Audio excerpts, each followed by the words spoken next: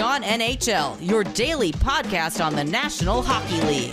Part of the Locked On Podcast Network, your team every day. Friday edition of the Locked On NHL podcast. Joe DiBiase from Locked On Sabres and Rachel Donner from Locked On Flyers. Excited to talk about the Joel Farabee contract for the next 40 minutes here on the podcast. Yeah, it's a good contract, I gotta say. 6 years, $5 million per, locks him in for some extra years at kind of a mid-level rate, and he was one of the bright spots for the Flyers this past season. His career trajectory has been on an upswing the entire time that since he's been drafted, and I'm super excited about this contract. I'm excited that he's enthusiastic about being a Flyer for the foreseeable future, and definitely one of the good young stars. So, all right, that's very our show. happy. That's our show for today. No, that's obviously a joke. Rachel, I'm assuming you'll be spending a lot of time, or have spent a lot of time on that on Locked On Flyers past couple days. Absolutely, on today's show as well. Talked about it quite a bit. So today we're going to have numbers 21 through 30 of our Locked On NHL top 50 players list for the 2021-2022 season. We have rolled through 50 through 41 so far, or through 31 so far. Me and Mike DiStefano did the last 10, 31, and through 40 on Tuesday's episode of the podcast. So if you missed that, be sure to check it out. And if you're not watching us on our YouTube channel, be sure to head over to Locked On NHL on YouTube, and you can watch this current episode or one coming up in the future. But we're bringing you a video component of the show now, too. So just want to remind everybody that is available to you if you're looking for it. Follow us on Twitter. I'm at Sneaky Joe Sports. Rachel is at our Miriam on Twitter. A couple of news items to get to maybe before we get to the top 50 list, but go ahead. Oh, no, go ahead. Okay. So we had the Women's World Championships this week, U.S. and Canada in the gold medal game. And the U.S. falls in overtime. It was an incredible game. It was an incredible overtime. Stinks that we came out on the wrong end of it, because that was a classic. Yeah, it was the first time that Team USA lost in the World Championship in 10 years. So it's been kind of a flip, the last Olympics, the USA winning the gold medal for the first time in quite a while, but having won all those world championships. And now this time Team Canada wins the gold medal in the world championship. So maybe it was due. I don't know, but very exciting game. Team USA goes ahead 2-0. Canadians claw back. Tied goes into overtime. And of course, Team Canada's captain, Marie-Philip Poulin, who is a legend and a prolific goal scorer, cannot leave her unattended, and she scores the game winner in OT. What a shot, too. Like, it was almost barred down and it hit the post. They've reviewed it because they didn't know that it actually even went in. But it was an insane shot to finish off that game. So that was exciting. And then on a less exciting note, we have COVID protocols to talk about as well in the news item here. We get that yesterday, and it seems like the league is being pretty strong about their COVID protocols. I know we've seen a lot of news items in the NFL about making it hard for players to basically go about being unvaccinated throughout the season. The NBA has been even stronger than the NFL, basically making it a point that you can't play games. It's almost impossible to play games at all if you're unvaccinated. And it seems like the NHL is maybe somewhere in between those two. I saw you're docked 1 day of pay for every day that you miss by being a close contact as an unvaccinated player. So it seems like they're kind of going about, though, what the other leagues are doing. Like, they're not going to require you to get vaccinated, but they're going to make it difficult for you if you're not. Yeah, I think the biggest part of it is in terms of what activities you are allowed to do or not allowed to do, specifically as an unvaccinated person. just in terms of living your life. So when you're traveling with the team as an unvaccinated player, you basically can't leave your hotel room. You can't go to the restaurant. You can't go to the bar. You can't like go anywhere that's not your specific hotel room, the team bus, and the rink, and that's it. So Right. It's a real tough slog of it if that's your choice.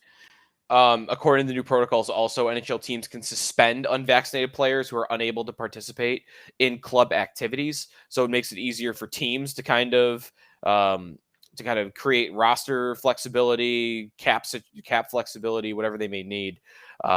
So yeah, they're being pretty strong on it seems, but that's going to start to come. We'll start to maybe know more about like vaccination rates and such in the coming months.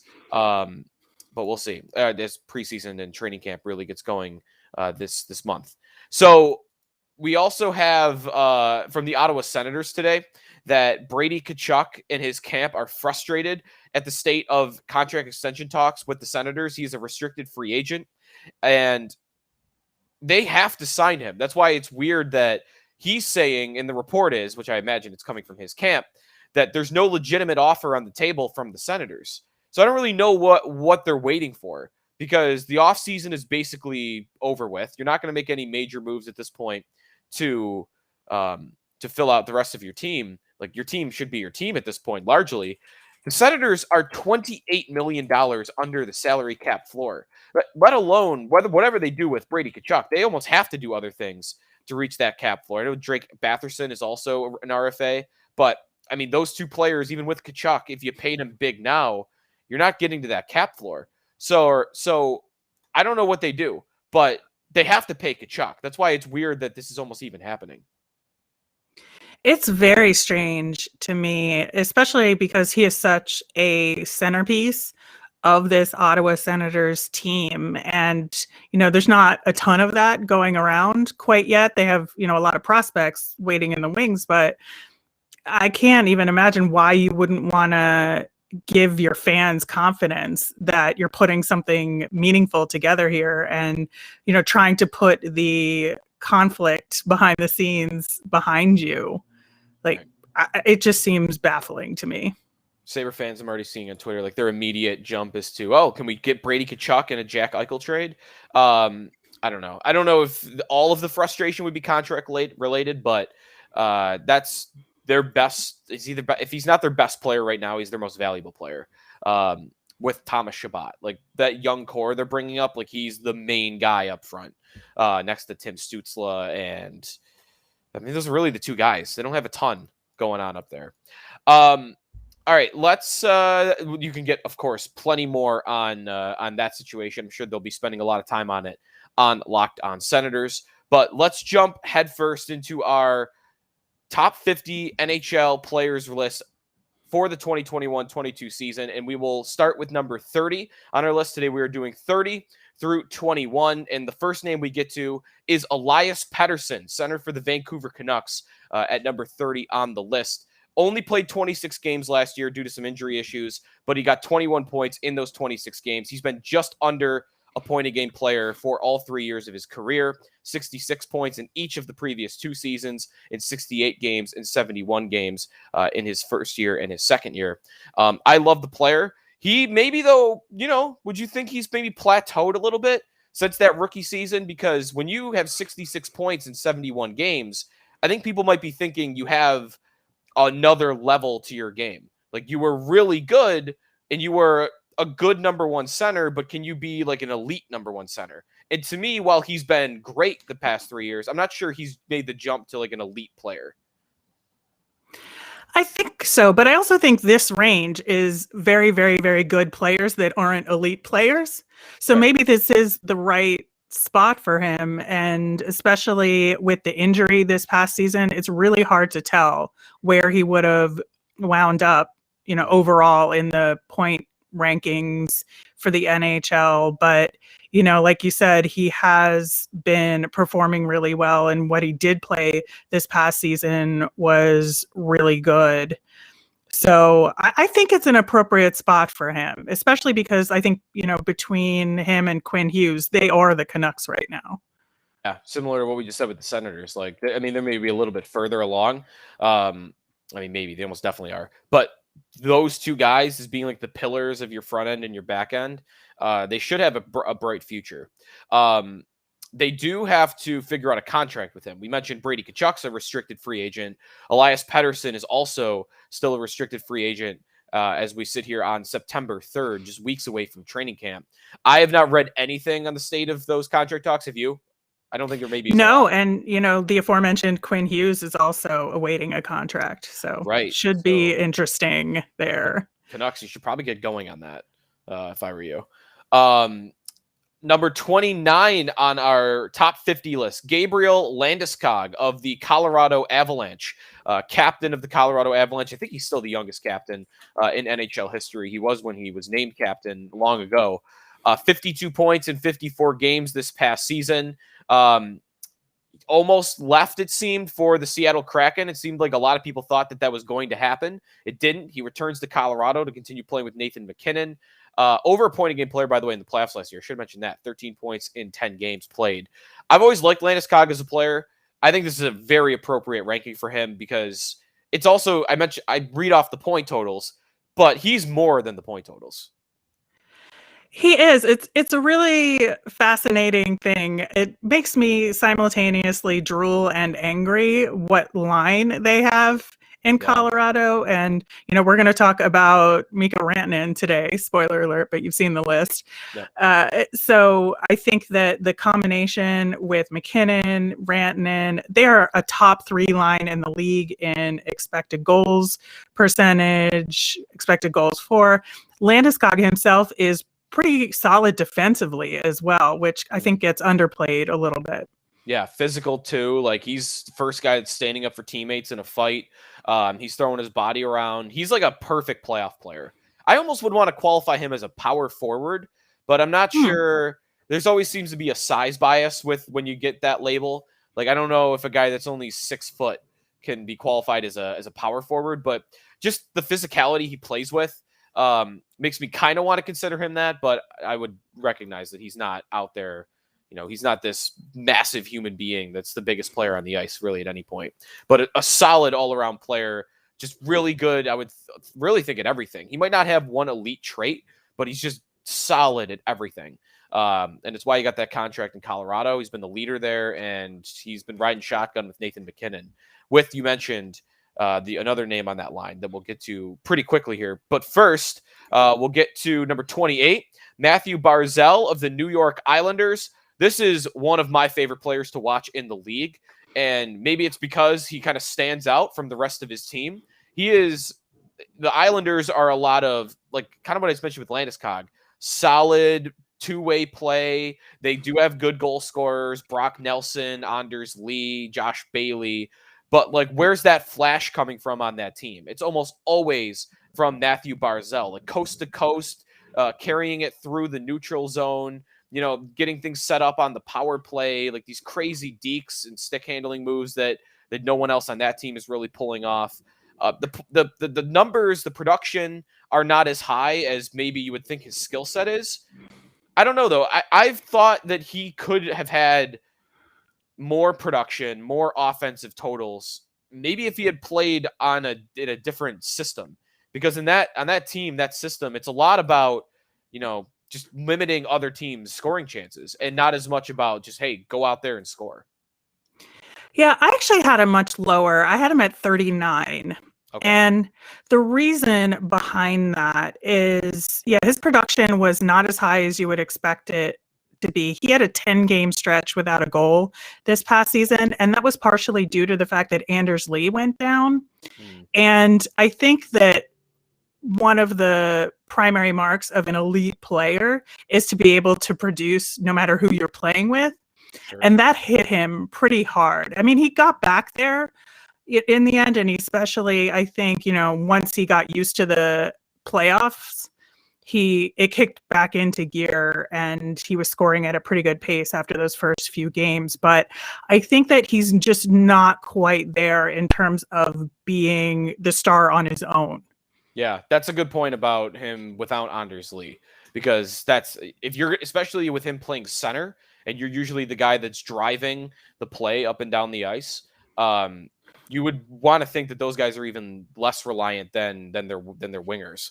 So that would be a cause for concern for sure.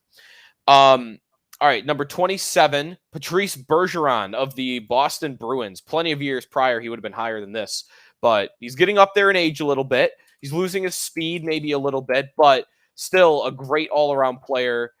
23 goals last year, 48 points in 54 games played. He comes in second in Selke voting, which that almost just seems automatic, right? The Bergeron's just going to be top 3 in Selke voting. I mean, I say that wanting Sean Couturier to get the Selke reputationally, yes, but it is absolutely a reputational award. Mm-hmm. So, and I do think he's, on the bad side of the curve. Now, he still performs at an elite level, but I had him ranked a little bit lower just because I feel like his play is reputational based. It's not like this voting is not based on his actual play. I think that's a great point. That's the way I've thought about him for a while now. Like, yes, he's an amazing two-way player, but are you telling me he's been a top 3 Selke player every single year for the last decade? Because that's what's happened. Since 2011-12, he has not finished lower than 3rd in the Selke voting. He's always been a finalist. You're telling me he didn't have one off year, even a little bit? Or there wasn't a Couturier, a Kopitar, a Mark Stone, or all 3 that would have pushed him out a little bit? He's 36 years old. I mean, there's very few guys that are going to sustain this level of play at 36. And don't get me wrong, like you said, he's still really good, but he's not the Patrice Bergeron of old. No, I mean, he even did get 48 points in 53 games. Like, I get it. That's good. And I think he should be in the top 50, just not quite this high. Right. And we'll see how much longer he's able to even sustain that level of play, because 36, like, I think of Joe Thornton for this. Joe Thornton was still a really darn good top 6 center in the league at like 36, 37, but like, boom, it hit quick. Like 39, he just couldn't score goals anymore. And I think he had a season where he had like 6 goals and like 50 assists. And then he's in Toronto and he's a 3rd liner. And now he's in Florida and he's going to be probably a 3rd or 4th liner. So that age, like, it could happen real quick when you go from great player to you're more of a role player.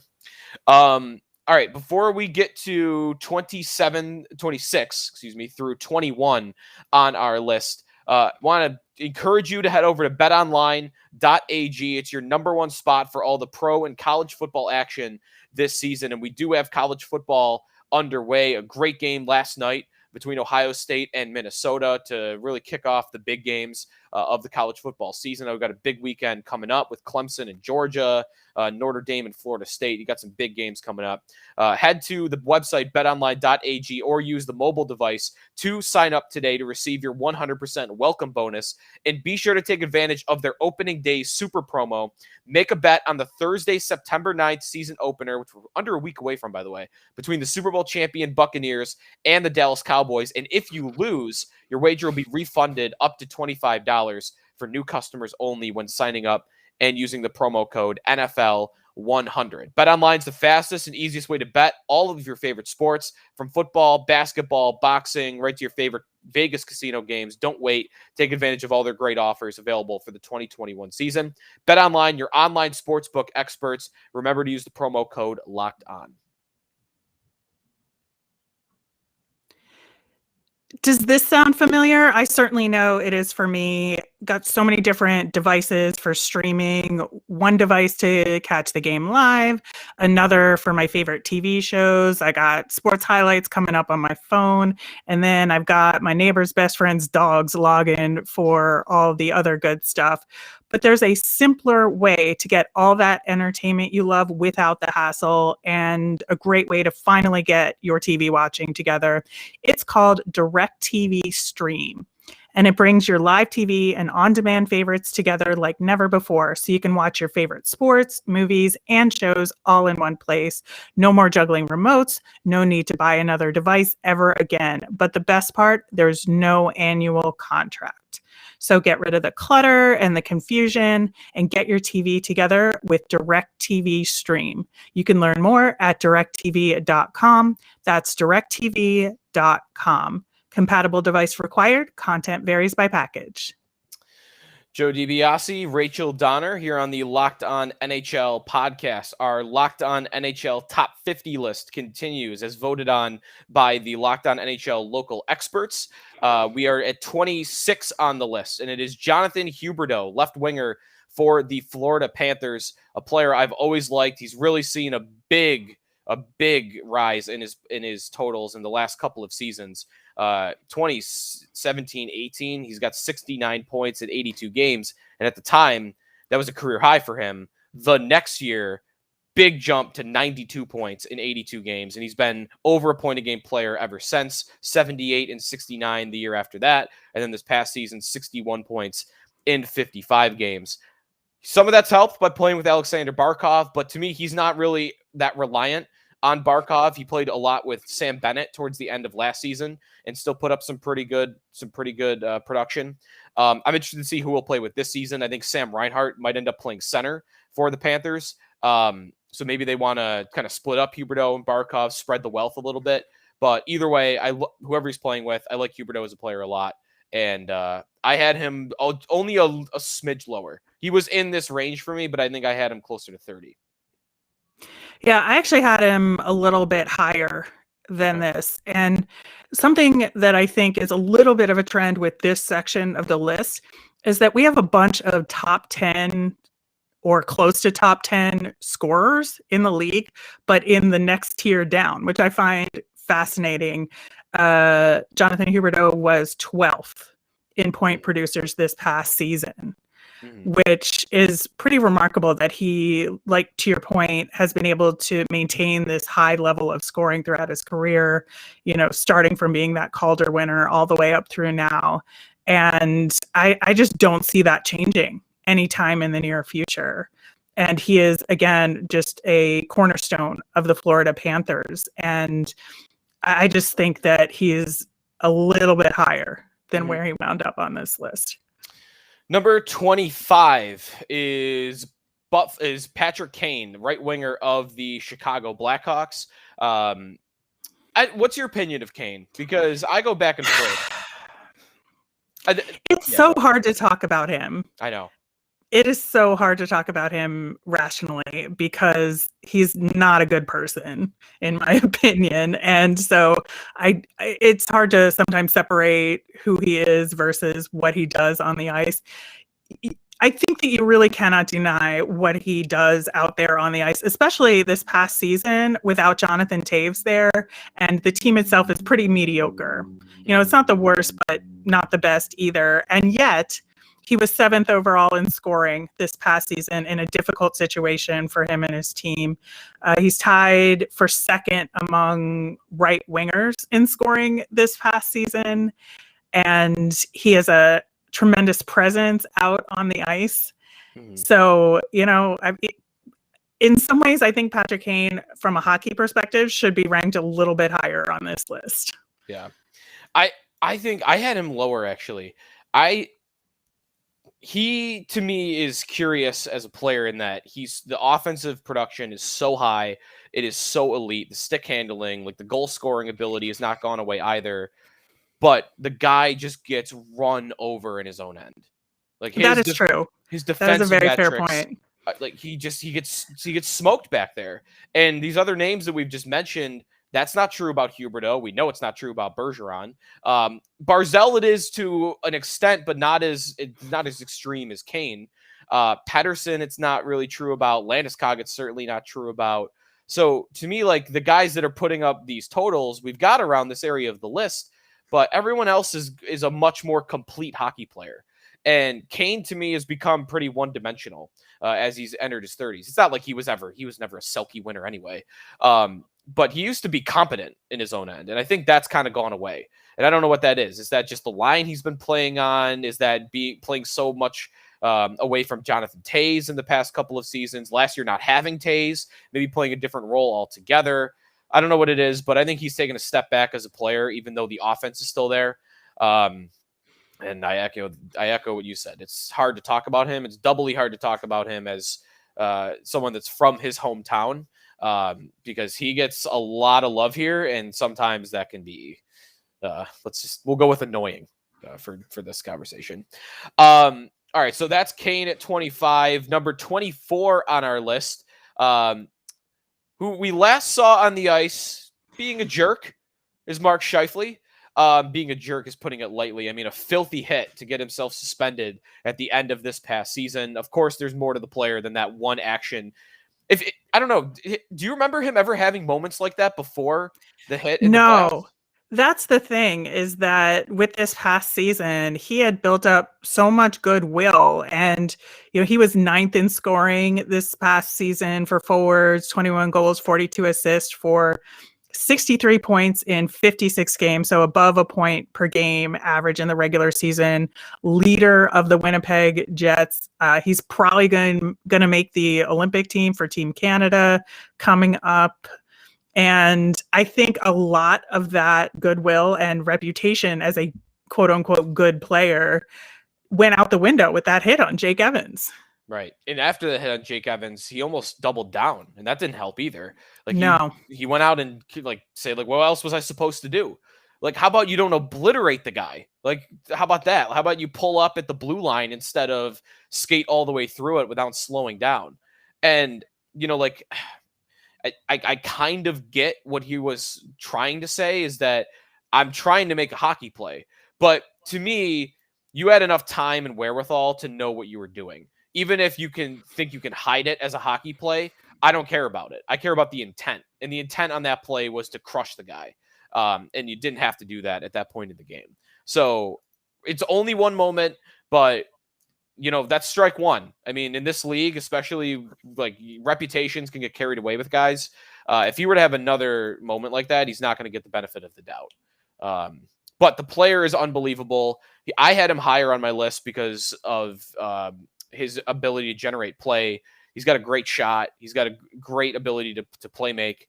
I think he's a legit number one center in the league. And I had him just a little bit higher. Nothing crazy, but I think I had him at 22.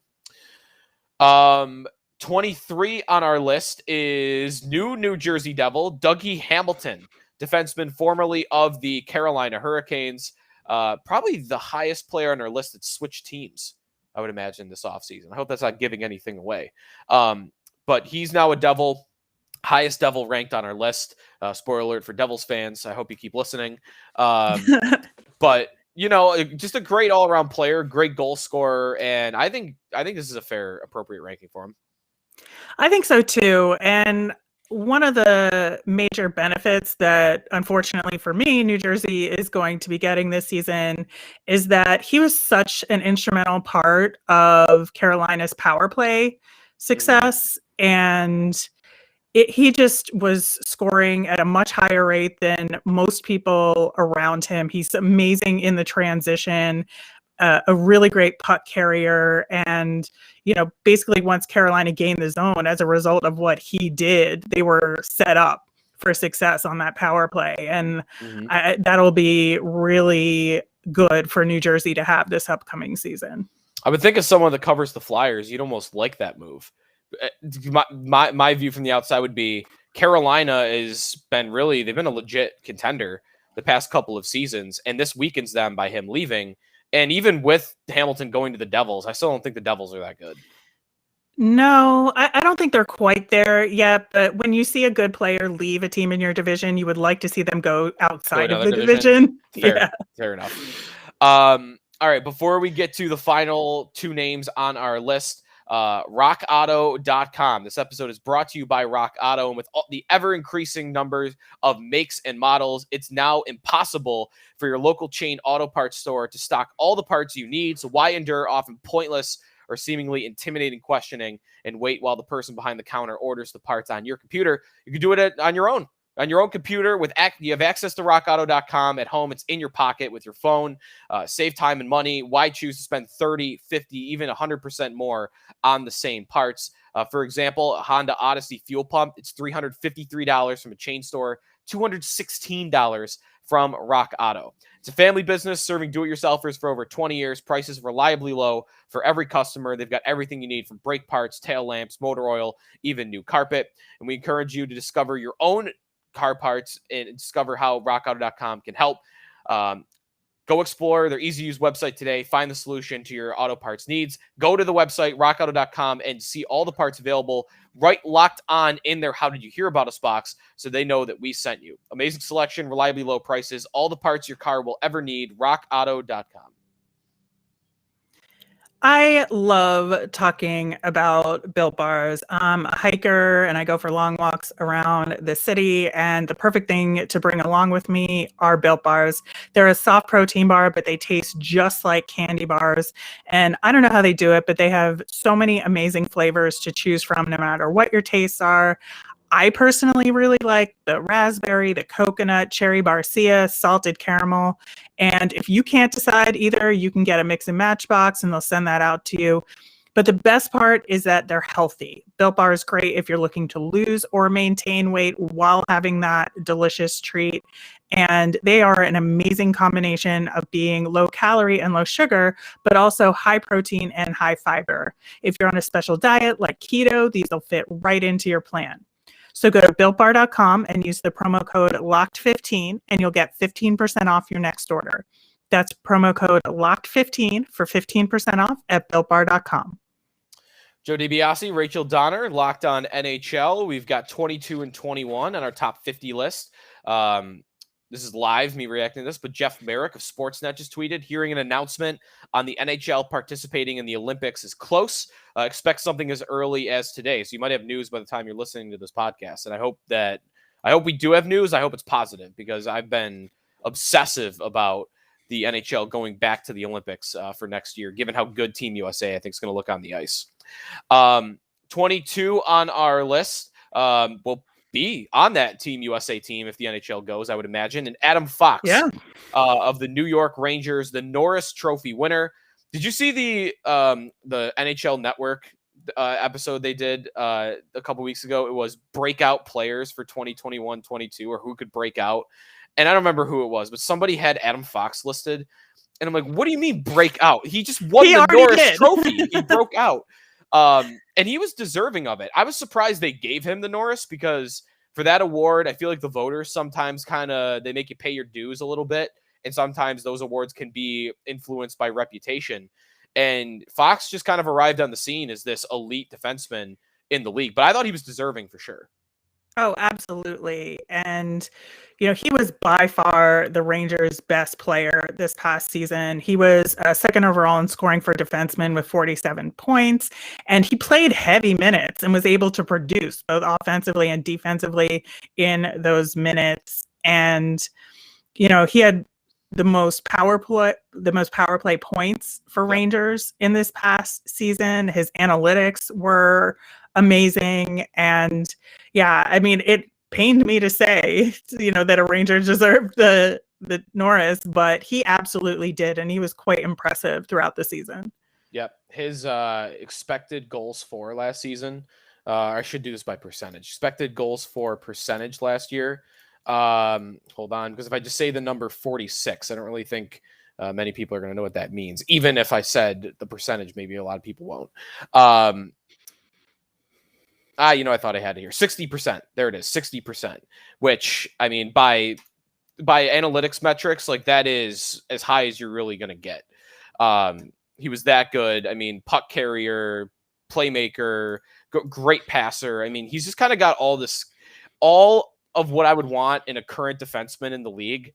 He's got, and I don't really care that much about size, and he's not that big, but I think he's kind of proven, what matters in today's game from the blue line. And like, you got to be able to pass the puck out of your own end. You got to be able to keep your head up and not panic under pressure with the turnovers. You got to be able to contribute offensively, be able to carry the puck. And to me, he possesses all of those skills. So I love the player. And I had him higher. I had him at 15 is where I had him. Do you remember where you had him? I had him actually one below at 23. Okay. So you're right on the money at that one.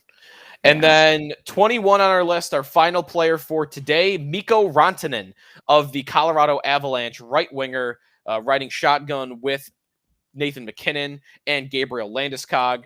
Spoiler alert, that entire line will be on this list. I know we haven't gotten to all of them yet, but Rantanen with the goals. I mean, one of the most effective goal scorers in the league. I would think really just one step below, 1 or 2 steps below, like the Matthewses, the Ovechkins, the Stamkos. 30 goals in 52 games last season. So we're talking about a near 50 goal pace. He's the perfect player for that line. That's why I love that line so much. MacKinnon just makes everything go. Landeskog is just solid, and you can always trust him in his own end or throughout the ice. And Rantanen just buries the puck in the back of the net. Yeah, he had the most goals for right wings this past season, and it was just obvious. And I talked a little bit earlier about this line that just seems unstoppable and unfair. And I think Rantanen was probably the engine, I think, on that line to some degree. Mm-hmm. And I had him higher. I actually had him at 12. Oh, wow. I know. I just really feel like that of that line, who are all excellent, that if you take Rantanen out, that brings the line down further than the other two. Okay. He, by the way, is one of those few guys, by the way, that can be as effective as he is playing on his offside. I mean, it's because he's so good at shooting the puck that they do put him there, but he's a lefty playing on the right side. So the fact that he can contribute carrying the puck and with the rest of his offensive skills, it's always a little bit harder when you're on your offside, but they're doing it for the shot. 12's a bit higher than I had him. I had him at 18. But I still had him higher than where he was ranked here at 21. His average ranking was 26. So I don't know what were we doing, local experts? Come on, 26 is an average ranking. That's not great. No. But he ends up at 21. I don't think that's terrible. I would say, so we completed our list for the day. I'll put it up again for our YouTube watchers one more time. Elias Pettersson at 30, Gabriel Landeskog at 29, Mathew Barzal at 28, Patrice Bergeron at 27, Jonathan Huberdeau at 26, Patrick Kane at 25, Mark Scheifele at 24, Dougie Hamilton at 23, Adam Fox at 22, and Mikko Rantanen at 21. So just to kind of put a wrap on today's list, I would say there was no one we were as offended by being on the list as Pierre-Luc Dubois, as like we were last week. No, absolutely. Yeah, there was no crazy name. Like, how did he get in here? I guess what would be your biggest disparity from today's list? Would it be Rantanen 21 because you had him at 12? Yeah, I think tied with Patrice Bergeron, but in the other direction. Okay. So right. I had Bergeron lower by a similar margin. For me, it would have been Kane. I had Kane in the 30s. But it's not crazy to me to have him ranked that high. In fact, because of his reputation as a player, I'm not surprised. That I had him at 25, so it was pretty close. Right. Dubois, it was like I didn't agree with it, and there was that shock factor. Like Kane, Bergeron, like these guys, I wasn't surprised by at all. Dubois, I couldn't believe he was on the list. I still can't believe he was on the list. But anyways, that's going to do it for today. That was 21 through 30. Tuesday's edition with Mike DiStefano and I, we are going to do 20 through 11. And then next Friday, Rachel, we've got the top 10. The top 10 yeah. As we all I know are just can't wait to find out who number 1 is, because that should be in doubt in any way. Maybe you think there should be a debate on who number 1 is. I don't know. Maybe people in a certain Canadian city might have an argument to make. Oh, that is a shot. I'm gonna definitely bring that up to Mike on Tuesday's episode. All right, well, that's going to do it, though, for us. Again, follow us on Twitter at Sneaky Joe Sports. Rachel's at our Miriam, the podcast account at Locked On NHL Pods. And if you were listening today, be sure to check out our YouTube channel, which is now available to you with the Locked On NHL channel on YouTube. This has been the Locked On NHL Podcast, part of the Locked On Podcast Network.